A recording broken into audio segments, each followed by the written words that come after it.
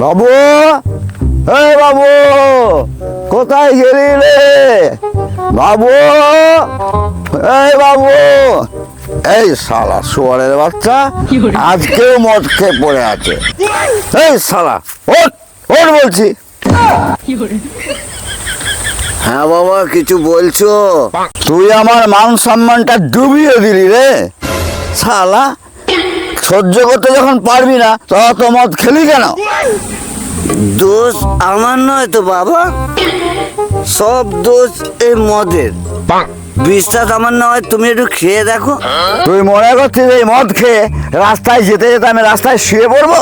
তুই আমার সঙ্গে তর্ক লাগাচ্ছিস? দে দে মদের বোতলটা দে। No, no, no, no.